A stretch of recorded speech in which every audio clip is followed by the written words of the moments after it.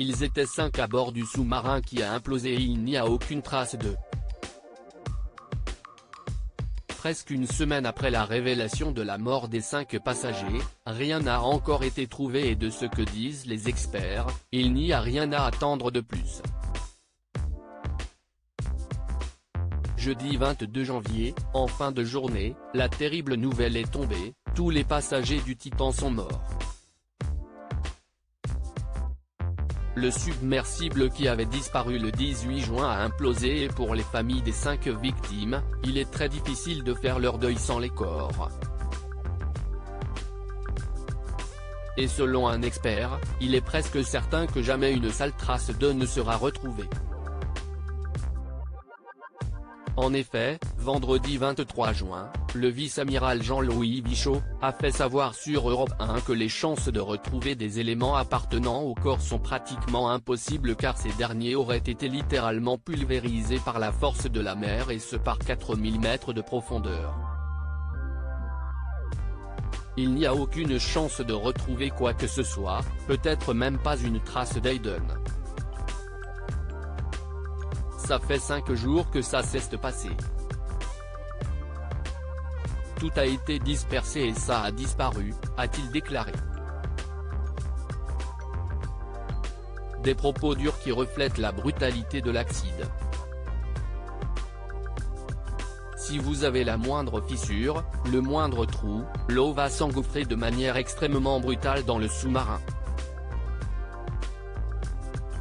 Il va être à ce moment-là brutalement envahi par la pression et le choc est tel que la structure va achever de se démantibuler, avait-il ajouté. Un constat terrible jeudi 22 juin, lors de la conférence de presse des gardes-côtes, ces derniers ne cachaient pas avoir très peu d'espoir de retrouver des restes humains. Il avait dit que des recherches se poursuivraient mais il n'y a pas de réponse sur les perspectives de récupérer les corps. Un constat unanime comme le révèle un autre témoignage, celui de Rick Murtagh, le directeur de la formation internationale de l'Association américaine des plongeurs spéléo, qui a expliqué que cette implosion se serait produite à la vitesse d'une fraction de milliseconde, le tout se serait effondré avant même que les personnes à l'intérieur ne se rendent compte qu'il y avait un problème, a-t-il affirmé sur CNN.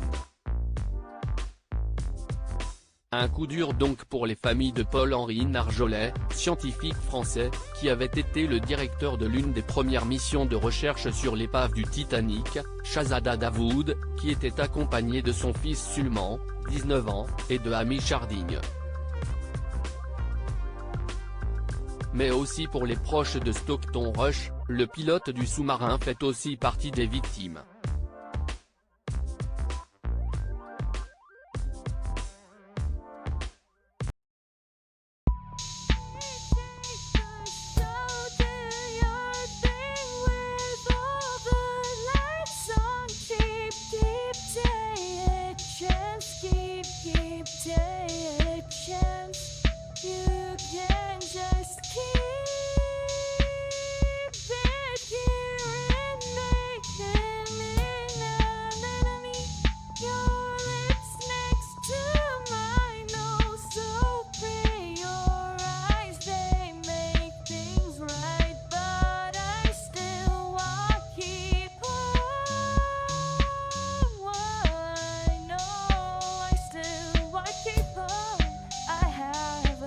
Keep it apart.